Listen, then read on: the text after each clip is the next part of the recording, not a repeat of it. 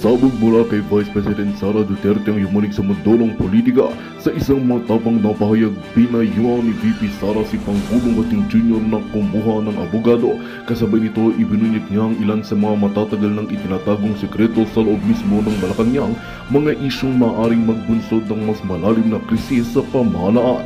Ayon kay VP Sara, hindi na siya makapapalag sa kanyang konsensya habang tahimik na pinapanood ang mga irregularidad at bulok na sistema sa loob ng palasyo. Isa sa mga inilantad niya ay ang di umano'y pagmamaniobra sa pondo, pakikipagsabatan sa ilang negosyante at paggigipit sa ilang opisyal na tumututol sa hindi makatarungang utos.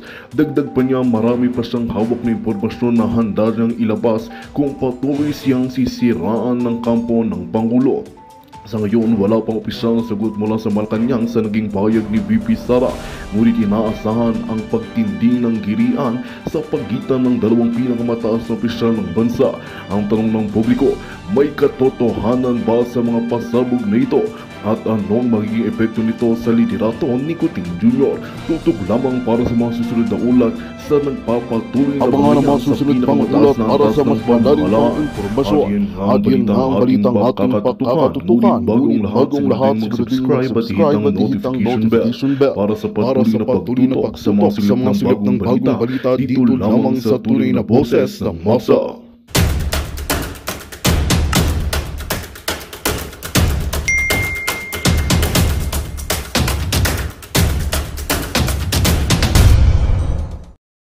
Ng eroplano, ilang beses niya sinabi na I want to be tried in a Filipino court before a Filipino judge and a Filipino prosecutor. Ito ang pinakamatindi dahil ang sinabi niya kay Veronica, sabi niya, sabihin mo kay Kitty, hindi siya pwedeng bumisita dito hanggang hindi siya abogado. Kaya sinasabi ko lagi yung nagsasabi sa akin, tumakbo ka sa 2028. I don't think we will have a country by 2028.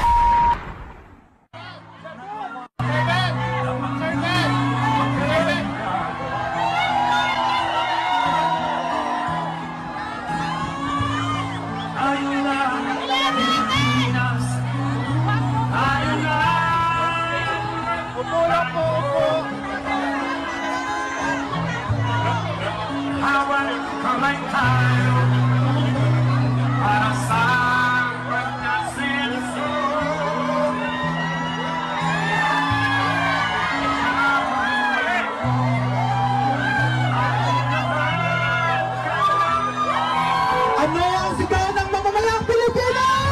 Duterte! Duterte! Duterte! Duterte!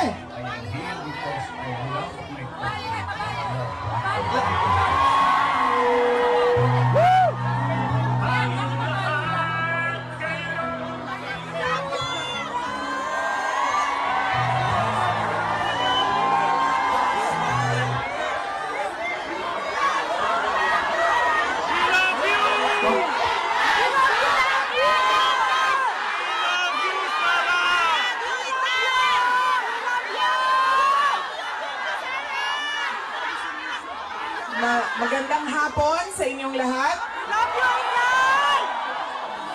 Unahin po muna natin ang ating pagpapasalamat sa Diyos dahil sa magandang araw na ito at sa safe na pagbiyahe ninyong lahat papunta dito sa The Hague, Netherlands.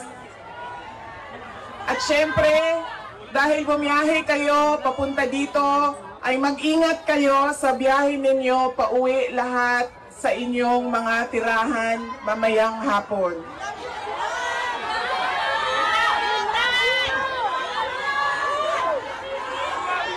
Susunod po ang pagpapasalamat ko sa Dutch Police sa kanilang pagtulong sa atin na mabuo yung programa ngayong hapon na ito at sa pagpahintulot na tayo ay magkaroon ng rally para kay Pangulong Rodrigo Duterte. Maraming salamat po sa Dutch Police and of course sa local government ng The Hague at sa Foreign Ministry ng the Netherlands. Maraming salamat sa kanila. Ang susunod na pagpapasalamat po ay mula sa akin para sa ating mga organizers ngayong hapon na ito, sa Executive Committee na nag-meeting araw-araw, iba't ibang time zone para pag-usapan kung paano natin maisagawa ang ating pagsuporta, pagpapakita ng suporta kay Pangulong Rodrigo Duterte na matiwasay at maayos ang ating pagsama-sama ngayong hapon na ito.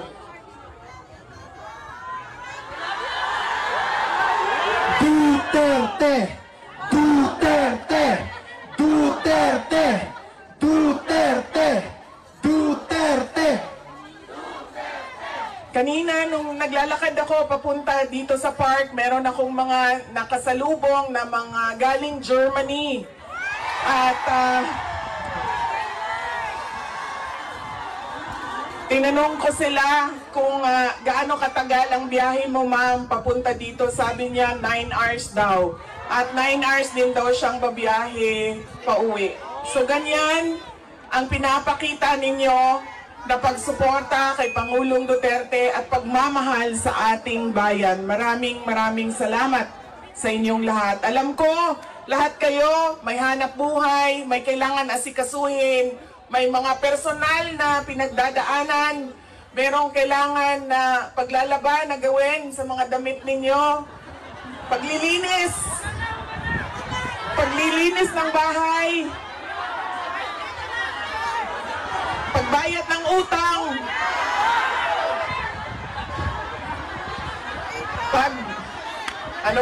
pagtawad sa inyong mga mahal sa buhay doon sa Pilipinas.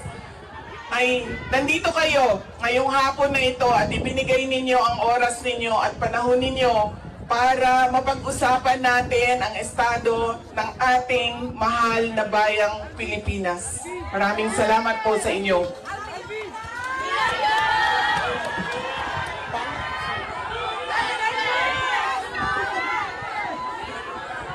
Naikwento ko na ito noon, pero mas mahalaga yung kwento ngayon dahil napag-usapan namin siya ni Pangulong Duterte doon sa loob ng detention center ng ICC.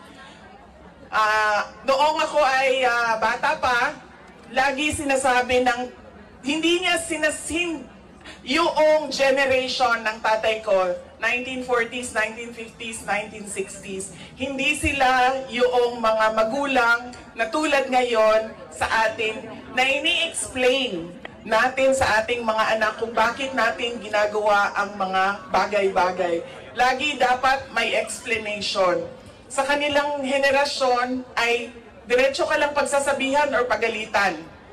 Ganun yung generation nila. Nung ako ay lumalaki, lagi niya sinasabi sa akin, hindi ka tao sa paningin ko kung hindi ka doktor o abogado. Lagi niya yan paulit-ulit habang ako ay lumalaki. Lagi niya yan sinasabi, pag hindi ka natapos ng pag-aaral mo, magiging abo ka dyan sa gilid ng daan. You always emphasize that you mean nothing to the world if you do not finish your education. That was his, that is my greatest gratitude to my father. The emphasis he gave in education. Wala namang problema sa akin yun nung ako ay lumalaki dahil gusto ko din naman talaga maging doktor. Kaya on that point, pareho kami ng, hindi ako yung pinipilit ng mga magulang na magdoktor ka kahit ayaw. So walang naging problema sa amin doon. Pero nung hindi man naging successful yung aking pagpasok sa medisina, ay lumipat ako sa pagiging abogado dahil binigyan din naman ako ng option ng aking tatay na pwede ang abogado. Yun lang ang katanggap-tanggap sa kanya, maging abogado o maging doktor. Noong nakapag-usap kami, noong isang araw, sabi niya sa akin, naging forceful ba ako? Mapilit ba ako sa pagsabi ko sa iyo na maging abogado ka? Sabi ko, oo. Sinasabihan mo ako, pinapagalitan mo ako. Lagi. Kinento ko sa kanya na isang beses, bihira akong umiyak. Pero isang beses, dahil nalaman ko na hindi ako makakatuloy sa 4th year law school dahil meron akong isang bagsak na subject, wala akong ibang masabihan nung sakit na nararamdaman ko. Kasi pakiramdam ko, yung tatay ko lang din, makakaintindi sa akin dahil dumaan din siya ng law school. So tinawagan ko siya.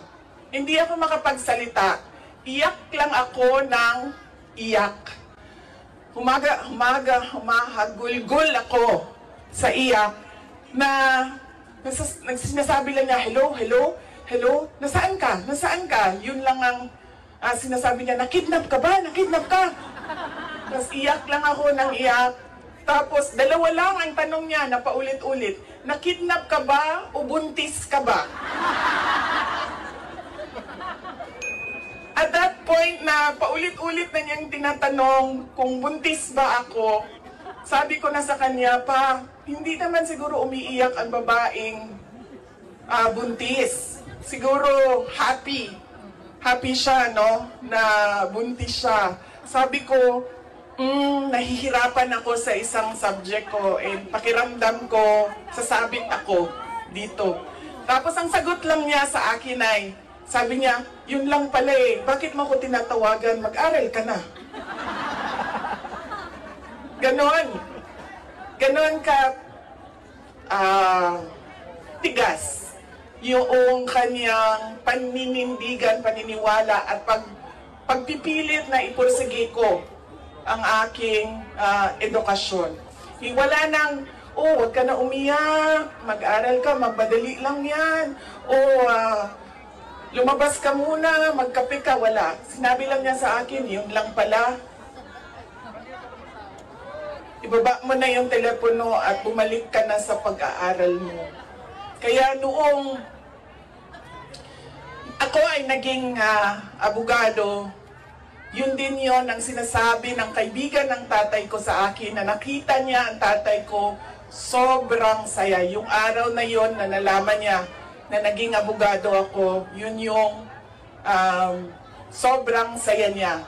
At sinabi sa akin ng kaibigan ng tatay ko, sabi niya, hindi mo maiintindihan kaming mga tatay na kaming mga abogado pag nagkaroon kami ng anak na abogado. Ganun, iba yung saya namin kapag nakikita namin na meron na kaming anak na abogado. Sabi niya sa akin doon, sabi niya, pinilit ba kita? Sabi ko, hindi lang pilit. Sinigawan mo ako at pinaiyak mo ako ng madaming beses dahil sa edukasyon at sa pag-aaral. At sabi niya, di buti na lang dahil meron akong abogado ngayon na anak na inutos-utusan ko dyan. Kausapin niyang mga huwes dyan. At ngumiti siya. He smiled. And it seemed to me that it was a comfort to him that he had a daughter who is a lawyer. In fact, sabi niya,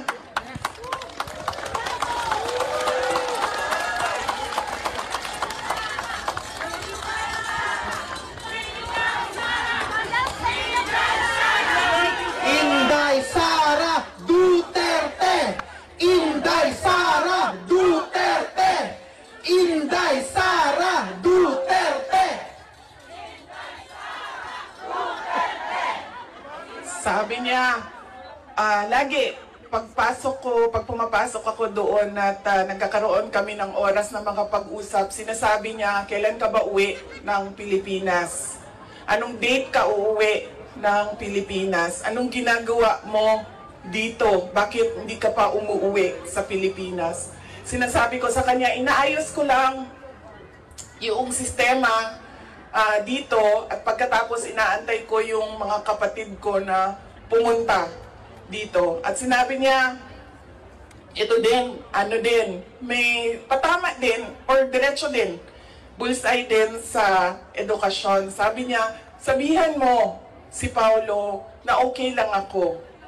At huwag siyang pumunta dito hanggang hindi matapos ang eleksyon at maging congressman siya ng 1st District ng Davao City. At sabi niya, sabihin mo kay Baste, hindi siya pwedeng pumunta dito hanggang hindi matapos at ma-elect siyang Vice Mayor ng Davao City. Ito ang pinakamatindi. Dahil pinagtatawanan namin siya sa group chat namin. Kaming magkakapatid 4, meron kaming group chat.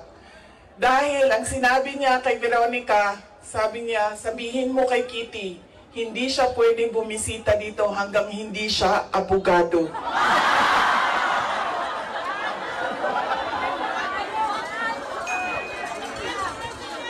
Sabi ni Kitty, grabe ang overacting ni Papa. So, ibig sabihin ba, mga 5 years.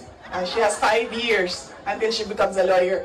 Na meron pa akong 5 taon na bago ako makabisita. Ganon siya kahit na nandun siya sa loob, ang kanyang iniisip, unang-una, yung mga kapatid ko na kailangan magtrabaho para sa syudad ng Davao, yung kapatid ko na kailangan mag-aral. Yun pa rin ang iniisip niya. At kapag tinanong mo siya, pa, ano ba ang kailangan mo dito sa loob?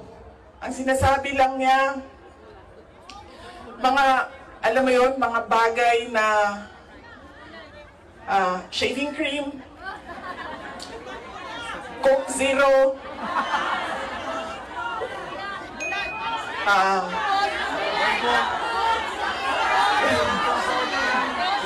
tumigil na siya sa kakahingi ng Pinoy na ulam dahil parang hindi talaga kaya nung nagluluto sa loob ang Pinoy na ulam. Pero nagpadala ako kahapon ng PDF file ng mga recipes na pwedeng sundin nung nagluluto. Yes! Duterte! Duterte! Duterte! Meron siyang, meron siyang hilig sa Coke Zero at yun lang yung hingi niya. May shopping list doon sa loob. At sabi niya doon sa gwardiya na isulat mo dyan, 2 case ng Coke Zero. Kahapon, bago ako umalis, tinuruan ako ng gwardiya. Sabi niya, pwede ka naman bumili dyan sa vendo, tapos iiwan mo para sa kanya. So sabi ko, Papa, anong gusto mo dito? Sabi niya, Coke Zero lang. So bumili akong 4 na Coke Zero, iniwan ko sa kanya. Sabi ko pa, that's 1 for each day pa ha. So today, tomorrow, Saturday, tomorrow Sunday, Monday, Tuesday, Wednesday. Dahil darating na yung grocery list mo by Wednesday. At sagot niya sa akin, bakit isa lang? Sabi naman nung gwardiya, sabi niya, he has to have at least 2 because he already drank upstairs 1 Coke Zero. And then sabi ko, sige pa, sabi ko, babalik naman ako sa Lunes. Sabi ko, 2, bukas Sunday, and 2 sa Monday, tapos i-replenish ko na lang yung Coke Zero mo. Sabi ko sa kanya, alam mo pa, sinasabi sa iyo ng doktor, maglakad ka daw. Huwag kang nakaupo lang sa kwarto mo. Tapos sabi ko, pwede ka naman, allowed kayo na lumabas dyan. Sabihan niyo lang ang gwardiya. Sabi niya, ayoko maglakad sa labas kasi baka didiretso ako sa gate at umalis sa lugar na ito. Pwede din.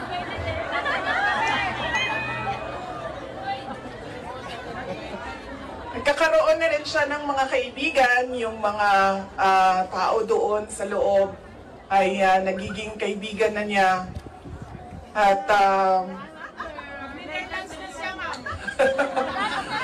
hindi ko lang alam, baka paglabas niya marunong na mag-Dutch. Pero karamihan nung kasama niya sa loob ay French speaking.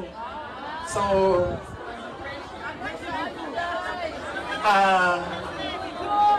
baka paglabas niya, no, di na kayo kamaong magbinisaya, tingala tama. Voulez-vous coucher avec moi? Tingala na. Whatever that means. So, on that point, he is okay. Okay naman siya. Pero as a lawyer, kasi alam niya yung batas eh. Alam niya kung anong nangyayari. Kaya medyo persuasive siya. And lagi niyang inuulit-ulit kung ano yung kailangan gawin para sa kanyang kaso. At lagi siyang nagtatanong ng timelines dahil alam naman natin sa korte ay medyo may kabagalan.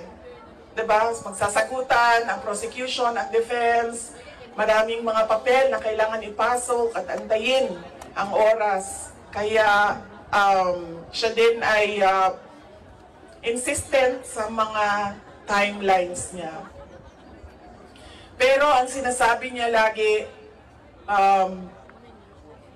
alam niya na mali ang ginawa, and at to the very minute na tinulak siya paakyat ng eroplano, ilang beses niya sinabi na I want to be tried in a Filipino court before a Filipino judge and a Filipino prosecutor, because he knew that number one, wala talagang basihan yung kaso. 43 counts of murder ang sinasabi nila na thousands. Totoo yan, ma'am. Kaya minsan naisip ko, naging kaso lang ba ito dahil sinusulat sa media na thousands ang namatay? I do not even understand paano naging crimes against humanity ang 43 counts of murder na ngayon ay lumalabas.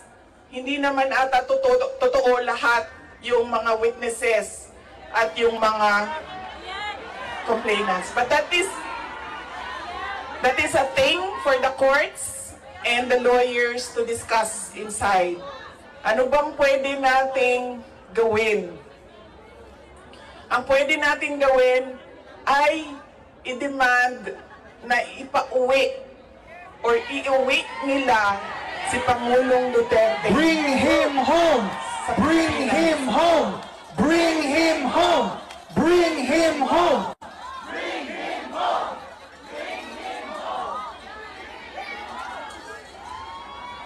Dahil yun din ang gusto niya. Araw-araw na nandun ako, sa mga araw na nandoon ako, isa yan sa paulit-ulit niyang sinasabi, kailan mo ako mapalabas dito dahil darating ang eleksyon, mag-mayor pa ako ng syudad ng Davao. Bring him home! Bring him home! Bring him home!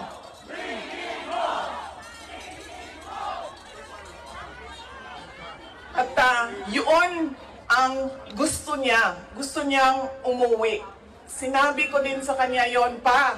Sabi ko, yung kagustuhan mo na umuwi, yan din yung katapusan ng buhay mo. Magiging Ninoy Aquino Jr. ka. At sinabi niya sa akin, sabi niya, kung ganyan ang kapalaran ko, then so be it. Basta lang mauwi ako sa Pilipinas.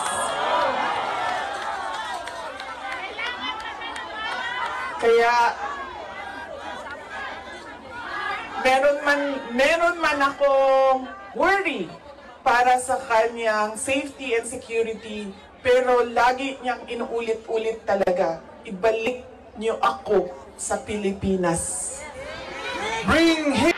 Magandang balita ang hatid namin sa inyo ngayong araw. Sa pagtatapos ng aming balitaan, nagbigay kami ng mga mahalagang impormasyon.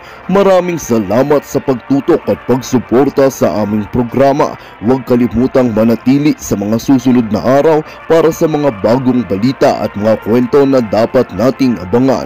Mula sa Boses ng Masa, magandang araw Pilipinas!